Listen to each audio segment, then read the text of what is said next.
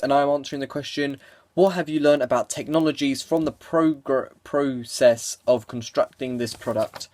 And this is question 6 of the evaluation. And during the progress of our research and planning, we as a group have learned lots about different technologies to film and how to edit and how to compose for our media product. And so I'm going to start off by talking about the camera which we use to film some of our research and planning, but most importantly our preliminary task and our final film, which was the DSLR camera I own, which is the Nikon 3200. We used my DSLR camera to film our film to make sure we got the best picture possible when filming and to make it look as professional as possible. So I learned while using this camera I used this camera for blog posts, but decided to stop using it after a while because it took a long time to set up. I didn't have the best sound quality when watching it back. It was very loud and very crackly. Using the camera was good because it was easy to get clips from our film over to the computer because of the SD card slot, which saved us so much time. It was just a matter of dragging it over and they're on the computer really. The camera allows us to use the lens to focus in on objects and use the zoom in and out to zoom in and out of shots while filming, which allowed us to create the reverse zoom shot at the end of our film on the gun and allowed us to explore more with different types of shot like these. This allowed me to learn to use my camera in the preliminary test. I was able to learn to use my camera because it was fairly new to me at that time, so that in the final film I was completely comfortable with using it and knew how to handle the camera to get the best shots possible to make sure the camera was held steady as possible, and so I could teach other people in my group how to use the camera since they don't do photography like I do. But overall the DSLR camera got a very good picture.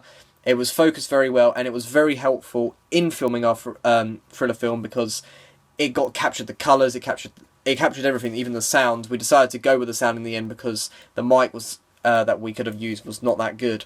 So overall, the camera itself did help very much, and we were glad to use it. Another piece of technology we used to add on to the DSLR camera was actually a Nikon microphone.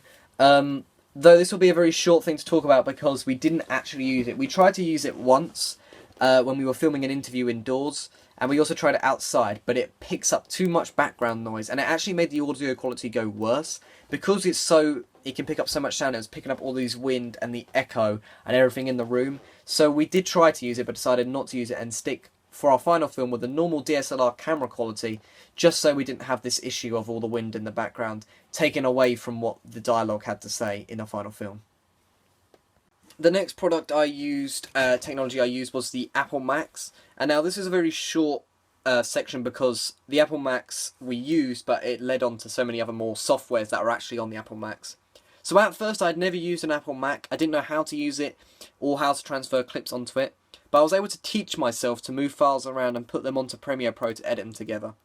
The Apple Macs were useful as it went hand in hand with some of the other Apple products I used in my research and planning stage, such as my iPhone and iPad, which I'll get into later.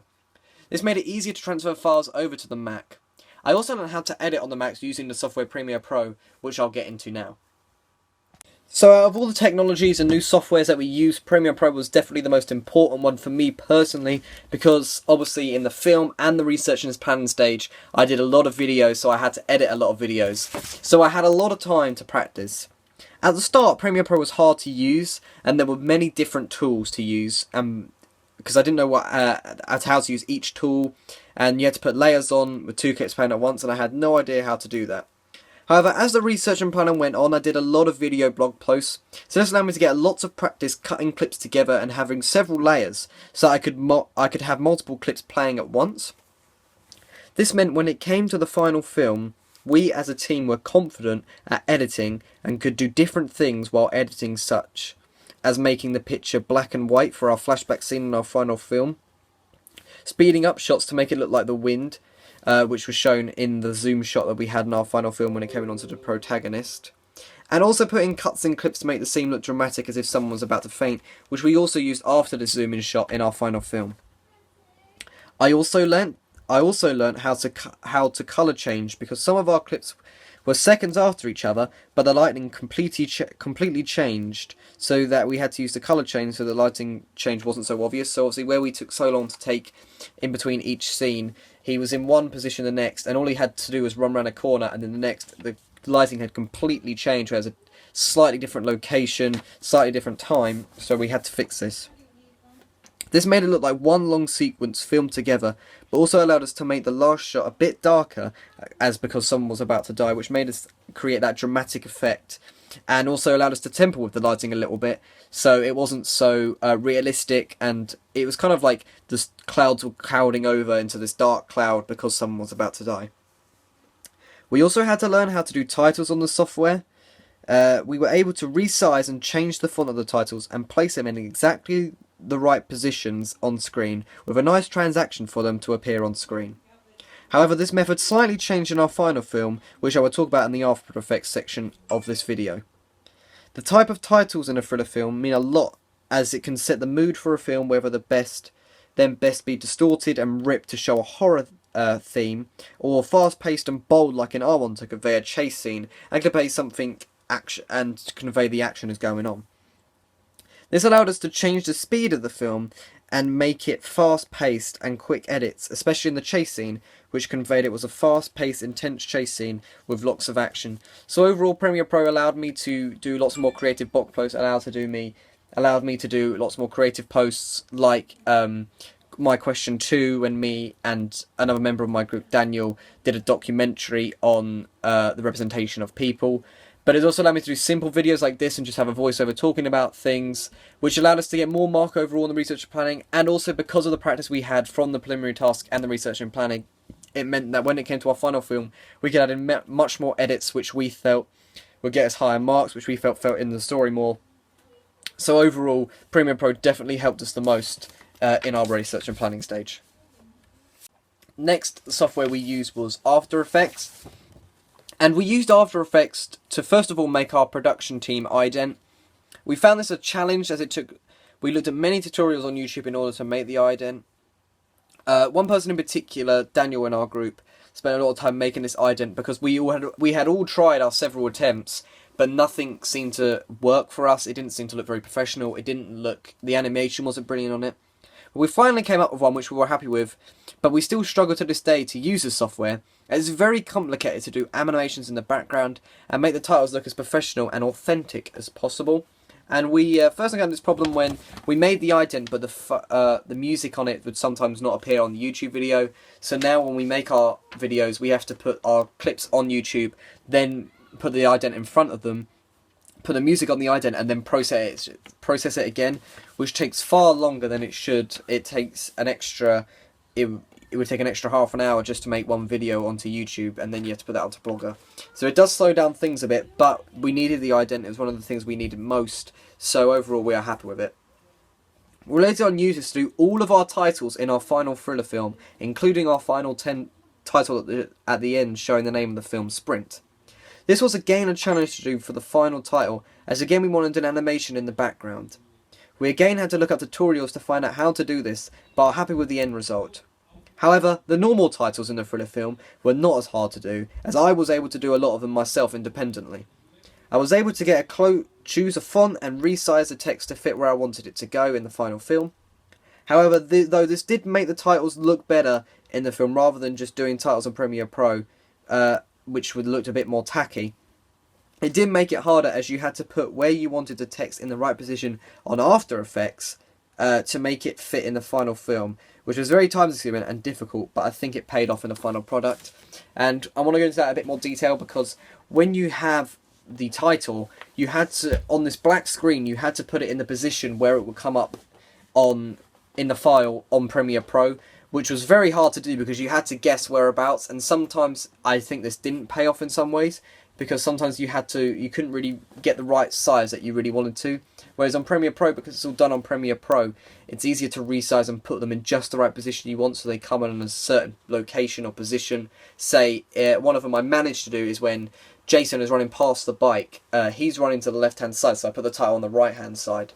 And though I did manage to do this, it wasn't that difficult because of the composition and the framing of the shot where Joe was on the left side, bike in the middle, title on the right side. In other locations where it maybe was a bit harder to squeeze one in, it didn't really pay off as much, especially in the flashback scene. I feel like the titles on that look a bit more rushed. But overall, the titles do look better than what they would have done on Premiere Pro. and it allowed us to make our ident and our final sprint title. And the final sprint title, I think, is very good with the brain in the background. So overall, I was happy with using After Effects, and I think as a team we did a good job on it. One of the next softwares we used was GarageBand. We used GarageBand to create our music for our final thriller film. Though personally I did not use it much, I did watch another member of my team who was experienced on the software make the music for our film, which was Anthony. He does music and had to use it for before. So to get the best quality music we wanted, we decided, us other 3 members in the group, to kind of watch him and maybe give him feedback on the film music rather than tempering with it. I like the software because you can take different pre-recorded pieces of music and combine them together to make your own original melody, which could be played to your liking. This means you can create a song and make it fit to anything you'd like. So overall, I'm very happy with GarageBand. I was happy with the music we would be able to create.